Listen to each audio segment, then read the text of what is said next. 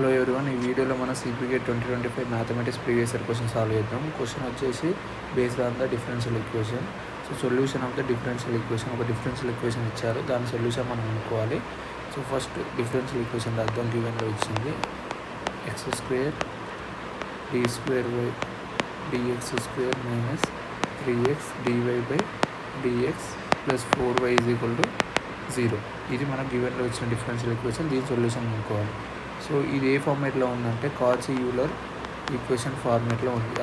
ఆ రిజల్ట్ ఉపయోగించి మనం సాల్వ్ చేద్దాం. కాచి యూలర్ ఈక్వేషన్, ఎప్పుడైనా డిఫరెన్షియల్ ఈక్వేషన్స్ ముందు x² x ఇలా వస్తే అది కాచి యూలర్ ఈక్వేషన్ కిందకి వస్తుంది. అప్పుడు ఏం చేయాలంటే మనం log x z some variable అనుకోవాలి. అప్పుడు మనకు డిఫరెన్షియల్ ఈక్వేషన్ dy/dx అనేది ఎలా వస్తుందంటే, దీన్ని both sides with respect to x తో డిఫరెన్షియేట్ చేసి మనకు వచ్చేది 1/x dy/dz ఇలా వస్తుంది. అలాగే దీన్ని 2 టైమ్స్ డిఫరెన్షియేషన్ చేస్తే మనకు d²x/d² y/dx² అనేది 1/x² d²y/dz² మైనస్ dy/dz ఇలా వస్తుంది. సో ఇప్పుడు మనకు ఈ 3 వాల్యూస్ ఉన్నాయి. ఈ వాల్యూస్ గివెన్లో ఉన్న డిఫరెన్షియల్ ఈక్వేషన్, సపోజ్ దీన్ని 1 అనుకుంటే దాంట్లో సబ్స్టిట్యూట్ చేద్దాం, చూద్దాం ఎలా వస్తుందో డిఫరెన్షియల్ ఈక్వేషన్. ఇక్కడ d²y/dx² అనేది మనకు 1/x² d²y/dz² minus dy/dz.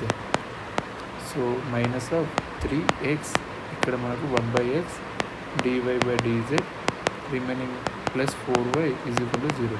So ఇక్కడ మనకు x² క్యాన్సిల్ అయితే, అలాగే x అండ్ x అనేది క్యాన్సిల్ అవుతాయి. క్యాన్సిల్ అయినాక రిమైనింగ్ వచ్చే టర్మ్స్ ఏంటి, d²y/dz² minus dy/dz minus of 3 dy/dz plus 4y = 0.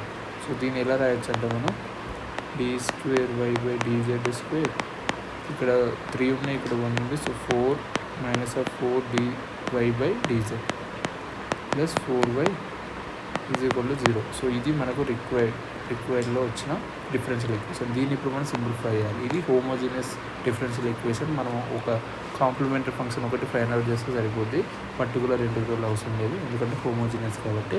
So auxiliary equation ఉపయోగించి మనం కాంప్లిమెంటరీ ఫంక్షన్ అనేది ఫైండ్ అవుట్ చేద్దాం. యాక్సిలరీ ఈక్వేషన్ వచ్చేసి మనం ఇలా రాయొచ్చు, m² - 4m ప్లస్ 4 = 0. సో ఇక్కడ మనకు m యొక్క వాల్యూస్ కావాలి. దీన్ని సింప్లిఫై చేస్తే ఇది a - b² ఫార్మేట్లో ఉంది.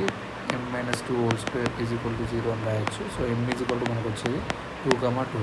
సో యాక్సిలరీ ఈక్వేషన్లో m వాల్యూస్ ఎప్పుడైనా రిపీటెడ్ వస్తే మనకు కాంప్లిమెంటరీ ఫంక్షన్ వచ్చేసి, సపోజ్ a అనేది రిపీట్ అయినా అనుకో, m = a, వస్తే సొల్యూషన్ అనేది ఈ ఫార్మేట్లో ఉంటుంది. Constant c1 plus c2 of x e⁴ax ఈ ఫార్మేట్లో ఉంటుంది.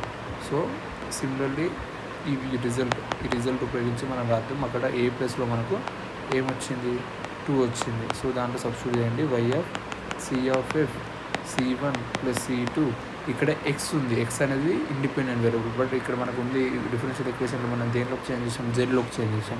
సో మనకు x ప్లస్లో ఇక్కడ z వస్తుంది. సో e⁴2z ఇది మనకు వచ్చిన కాంప్లిమెంటరీ ఫంక్షన్ సొల్యూషన్ అనేది. సో y = మనం ఇలా రాయొచ్చు. సో మనకు z అనేది ఏంటి, ఇక్కడ z అనేది మనం గివెన్లో ఏమనుకున్నాం, z అనేది log x అనుకున్నాం. సో z ప్లేస్లో log x సబ్స్టిట్యూట్ చేద్దాం. c + c2 log x and e⁴2 log x. So దీన్ని మనం సింప్లిఫై చేస్తే ఇలా కూడా రాయొచ్చు, c1 + c2 log x e⁴2 అనేది ఫ్రంట్లో ఉంది. లాగరిథం ప్రాపర్టీ ఉపయోగించి దీన్ని మనం x² లాగా రాయొచ్చు. ఇక్కడ ఎక్స్పోనెన్షియల్ అండ్ లాగ్ బేస్ రెండు సేమ్ ఉన్నాయి కాబట్టి దాన్ని డైరెక్ట్ మనం లాగరిథం ప్రాపర్టీ ఉపయోగించి ఇలా కూడా రాయొచ్చు, log x × x². ఇది మనకు రిక్వైర్డ్ సొల్యూషన్ అన్నమాట. So c1 + c2 log x whole x². So ఏ ఆప్షన్లో కరెక్ట్ ఉంది, ఆప్షన్ 3 మనకు కూడా వచ్చింది ఇదే. సో ఇది రిక్వైర్డ్ ఆన్సర్.